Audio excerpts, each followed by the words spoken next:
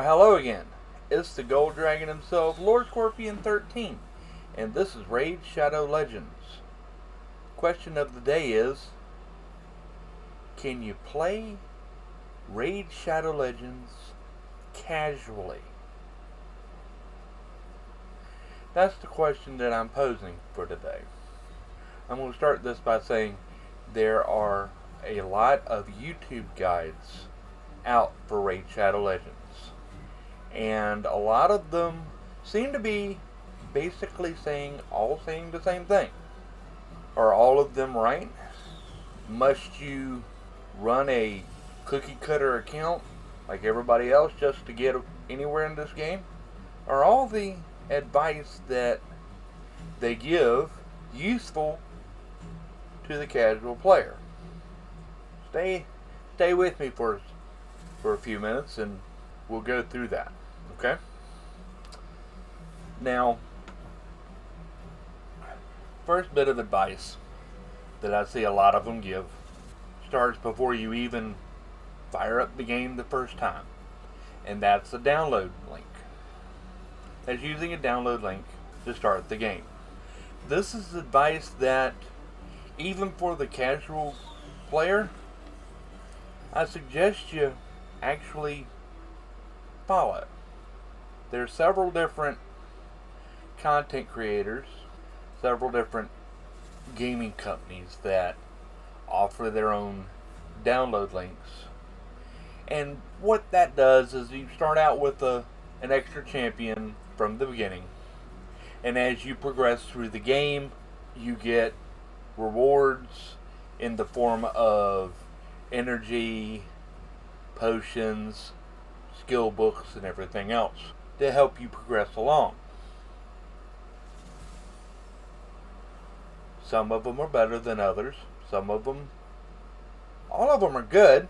Some of them are better than others. If I was to give my opinion, I would use the download link that I used for this account right here. And I got it from my clan leader. Her name is BB. She's with Game Leap.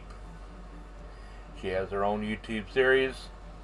She plays the game a lot better than I do. I suggest you use her download link. You start the game with a legendary champion. Let me show you who that is real quick, since we're talking about it. Well, I don't need to do that. I can do that from the... You start the game with this fine specimen right here. His name is Karato Fox Hunter. Legendary attack. He hits like a truck and is real useful progressing early on. Now at level 40, as you can see, I'm not there yet. At level 40, you get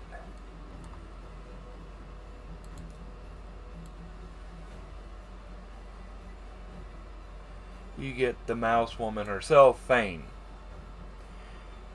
Fane is really good. She's good for poisoning. She works really well in clan balls, works really well in some of the dungeons. All around, a really good character. I've used her on other accounts. Shoot, I had a download link where you got her as well. So I'm familiar with the character. She works really well. Highly recommend. Now at level 45, if I can remember where he is.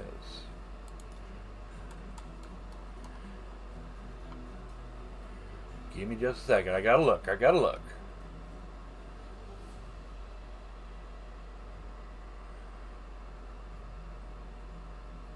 There he is. At level 45, you get Romero. Haven't used him yet. But you get him when you hit level 45. He's a defense-based champion, so he's easy to keep alive.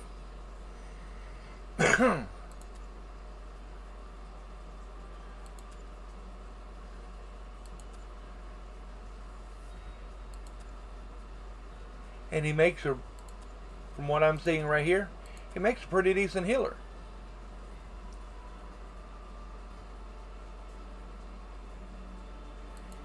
Level 50 you get Vergis. He's also a defense champion, so it's easy to keep him alive.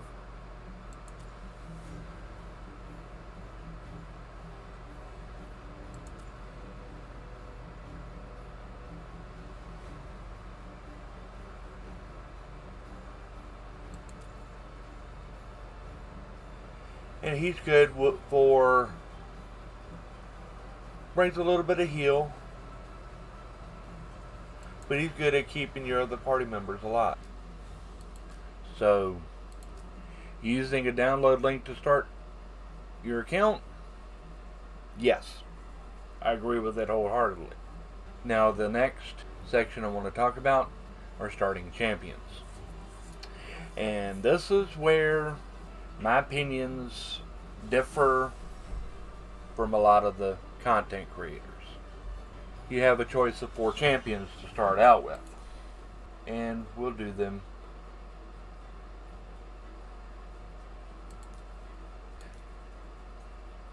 On that list is Aethel. She's from Sacred Order. Now, before I go too far, all of them have this particular aura. Increases ally hit points in all battles by 15%. They all have it. Now, ranking things up, as a campaign farmer, yeah, I'd rank her around about a 5 as a campaign farmer.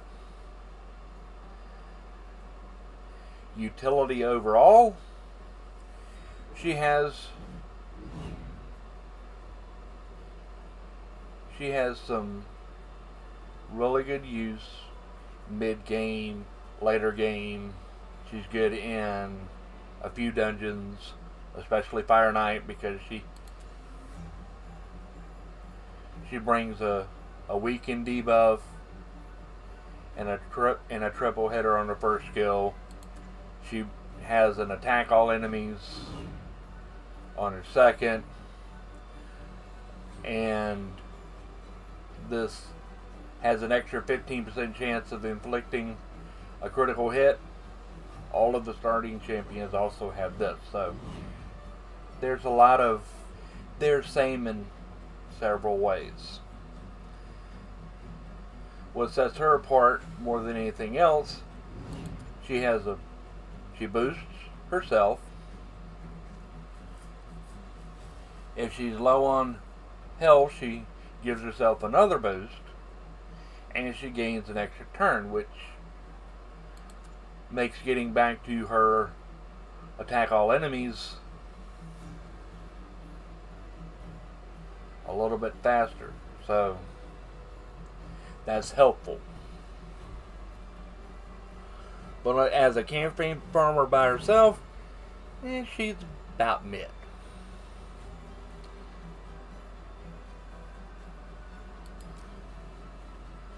Next one on the list, actually, if we're going across, the next one on the list is Kayle. Now,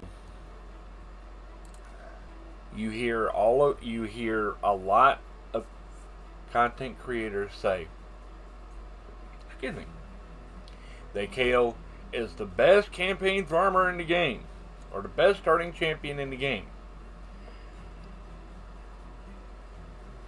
The best champion in the game, I can almost agree with that. The best campaign farmer in the game, I'm going to have to disagree, and I'm going to disagree relatively quickly. As a campaign farmer, he is about mid. He's a little bit better than Aethel. Not quite as bad as Galek, but he's relatively slow. Now, utility overall, that's where I agree with him, because he does have a lot of a lot of utility outside of campaign farming. His second skill has that 15% chance of inflicting a critical hit, and he gets fill the turn meter of this champion by 25% for each enemy killed, so he can get back to his turn a little bit faster. His first skill gives a small poison for 2 turns. His third skill attacks 4 times at random, has a 50% chance per hit of placing a large poison for 2 turns. So he's averaging about 2 to 4 poisons every time he uses the turn, every time he uses the skill. So, which makes him really good in Clan Boss, makes him really good in Dragon's Lair, and in other content as well. So, overall, yes, he's probably the best overall champion to start with, but as a campaign farmer, he's far from the best, to be honest. Can you progress and go through the game not choosing him as your starting champion and succeed? Yes, you can. Excuse me. So, keep that in mind. The next champion is Elhain. Now, if you remember from the starting video, the starting animation, she's the one who gets eaten.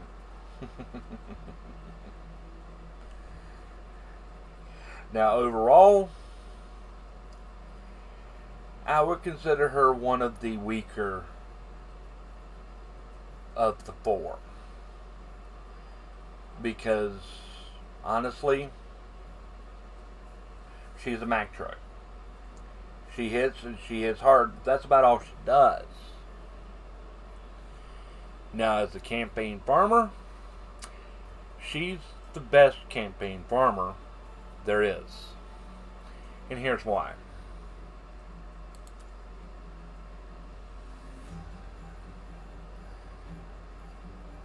She hits twice on her first skill if she hits critical. Well, 85% chance if you build her bare minimum, 85% chance of her hitting critical means that's going to hit twice most of the time. Don't do anything else, but it hits. Second skill, hits an enemy and then hits them all. If she kills an enemy, increases her crit rate and has that 15% chance of inflicting a critical hit, like I showed you. So she has an attack all on her second skill, she has an attack all on her third skill, and it attacks twice. So she is the fastest of the 3 campaign farmers. And in the beginner gear, taken to level 60 with her masteries, she can help you progress all the way through normal, all the way through hard, and all the way through brutal by herself. Other than that, her only real use out of that is wave clearing, and maybe in Hydra Clan Balls because of the fact that she can hit all of them. But other than that, she really doesn't bring anything to the table. But as a campaign farmer, that's her job. She is your campaign farmer. If you choose her, you're going to put her as a campaign farmer and you're going to leave her there. Because that's where she shines at.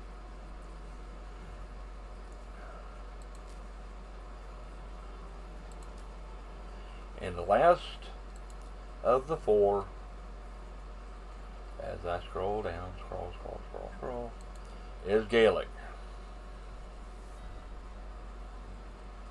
The one who likes dragons.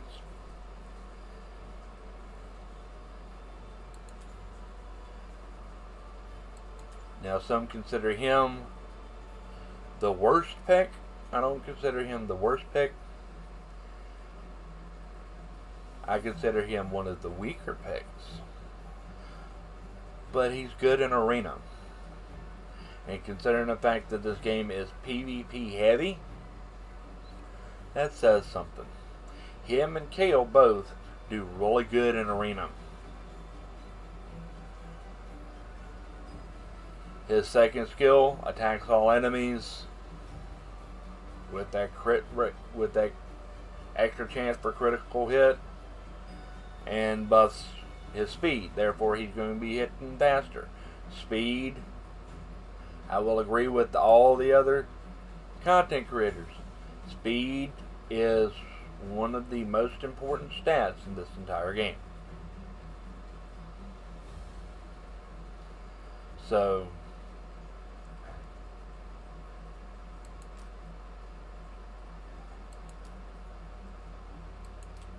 in conclusion, is Kale the only choice for your starting champion? Of course not.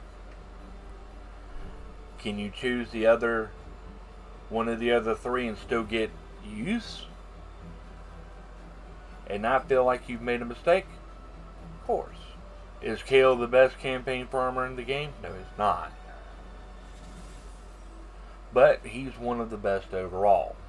Now going the min-maxing route, cookie cutter builds, you can see why everybody chooses Kale.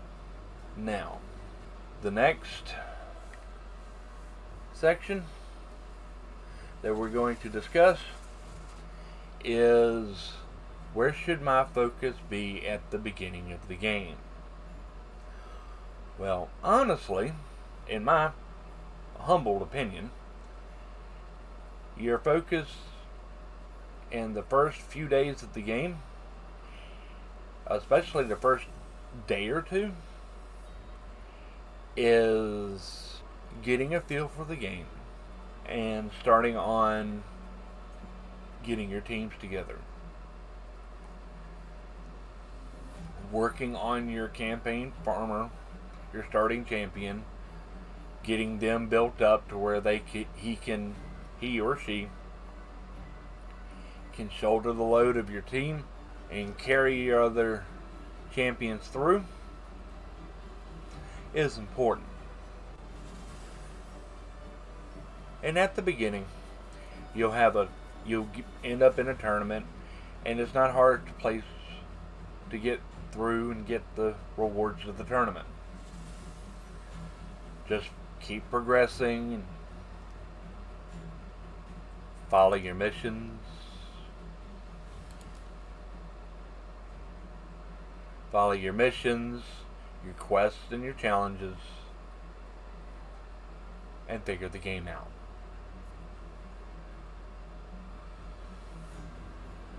At some point, you're going to want to make your way through campaign.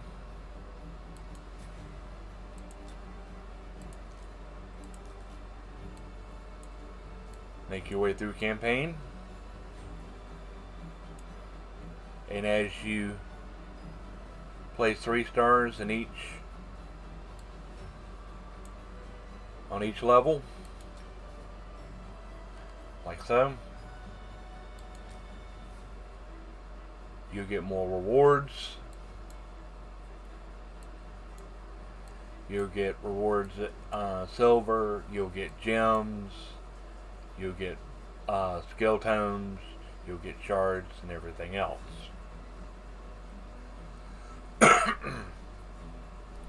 Should that be your primary focus? I wouldn't say that. I wouldn't go that far. But that should be something that's running in the back of your mind when you start. Because you're going to run out of silver. Therefore, being able to run, leveling up champions, and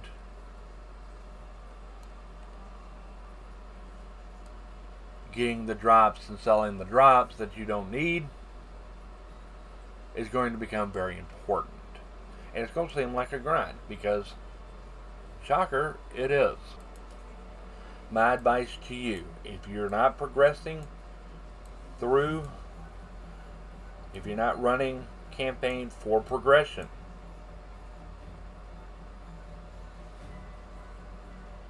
make sure that you're not running campaign solo. Make sure that you're bringing, at least you're bringing champions with you. So you can always make sure that they're getting experience as well.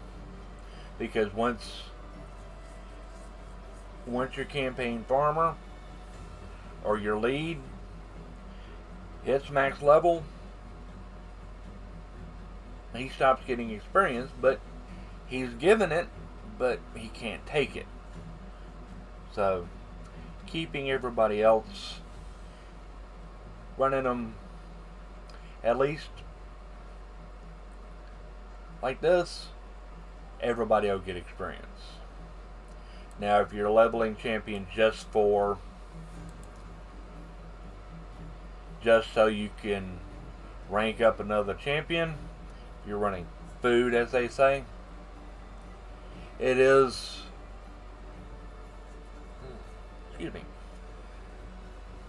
it is smarter to run 3 food champions when you're doing that.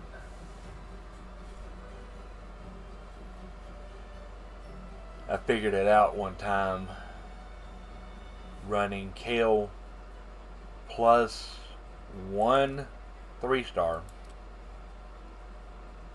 at a time up to max level versus 3. You end up burning up an extra 20 runs to run each of them separately versus running all 3 together. Even though you do get more per run, you still have to run more runs to do the whole thing. So it's really not worth it.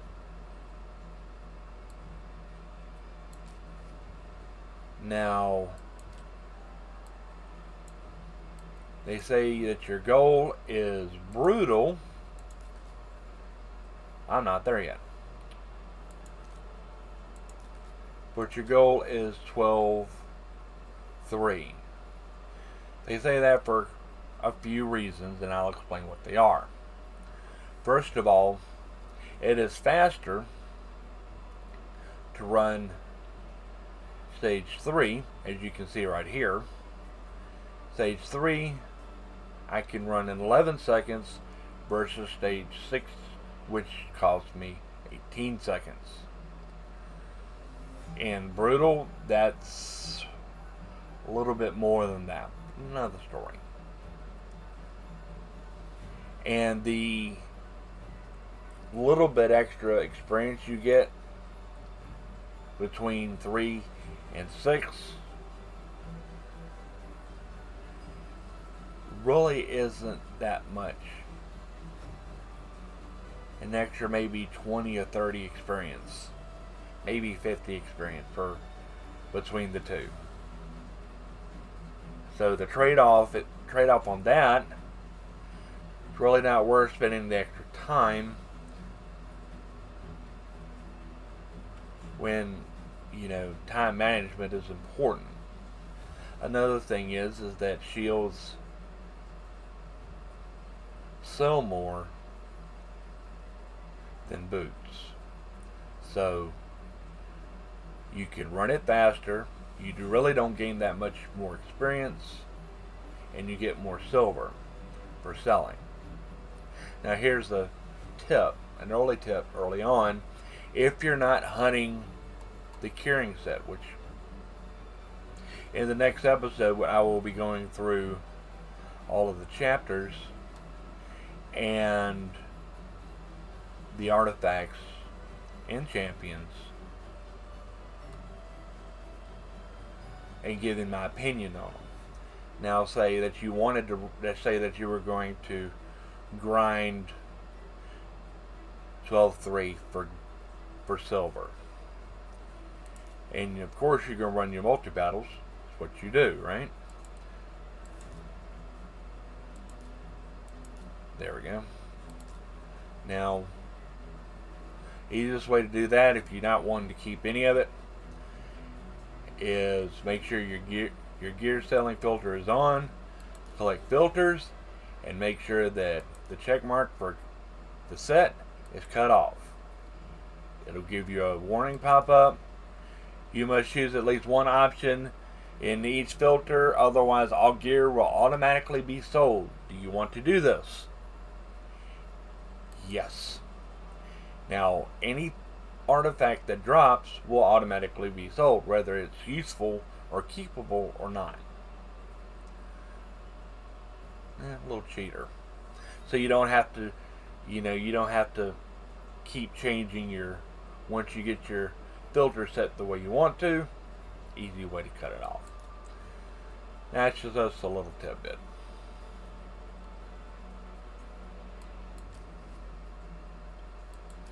And finally,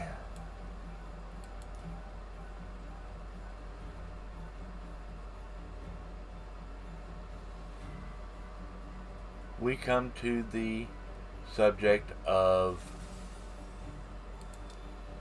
shards.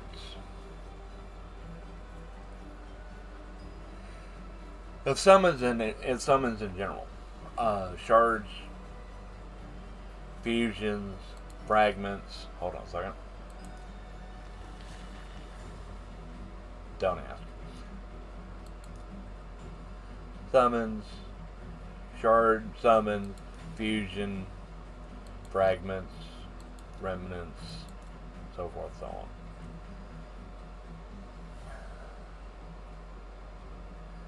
Now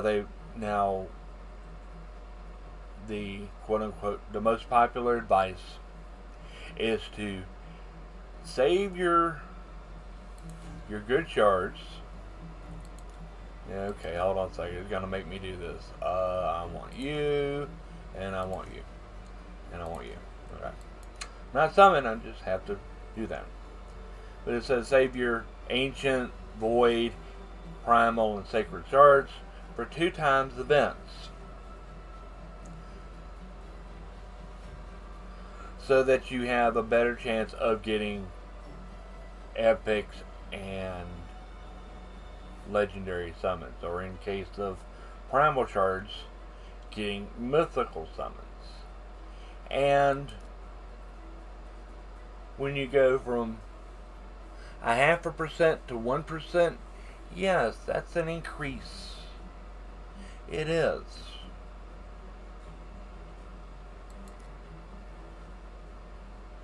So what they're saying isn't wrong, but my advice to you is to hold off on your on your summons. Not for that reason, though. For a casual playthrough and being new to the game,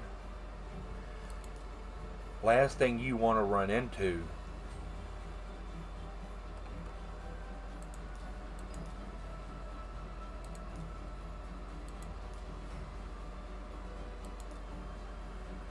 is this.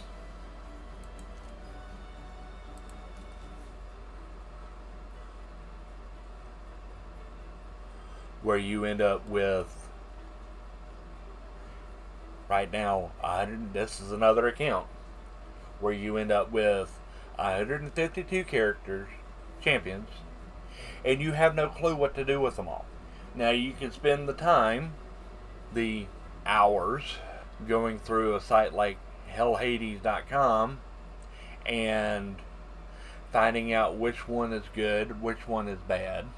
And you might end up getting rid of a champion that is weak on, that shows up weak on the Hell Hades website, but could fit well on a team that you're trying to get built.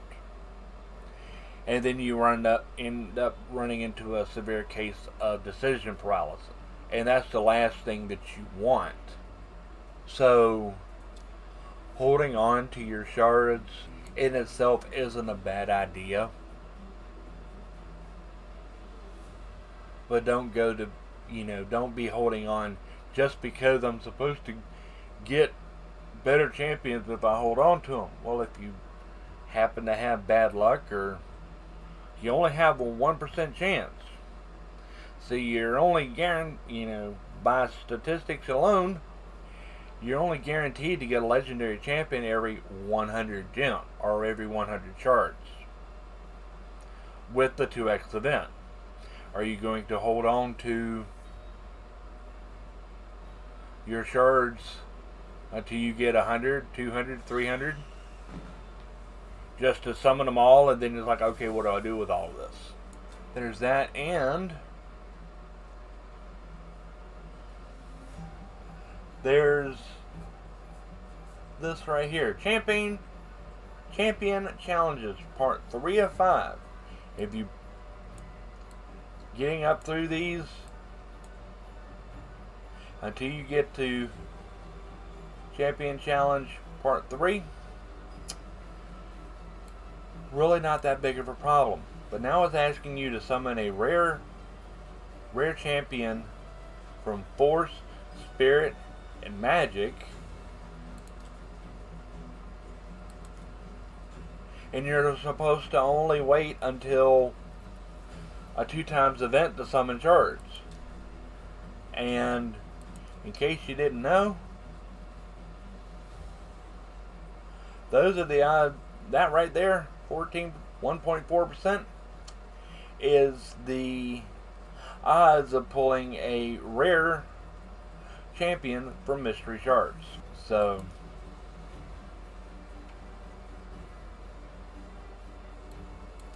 and that's not really,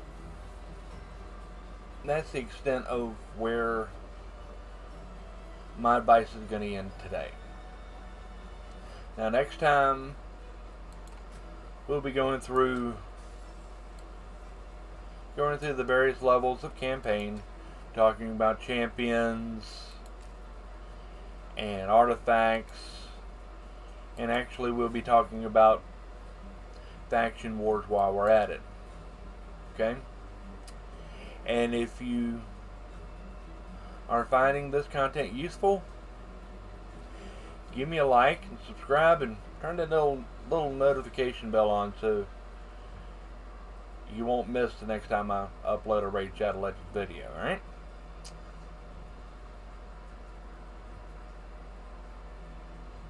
And until next time, yeah, have a good one. Alright? I think I like this dragon.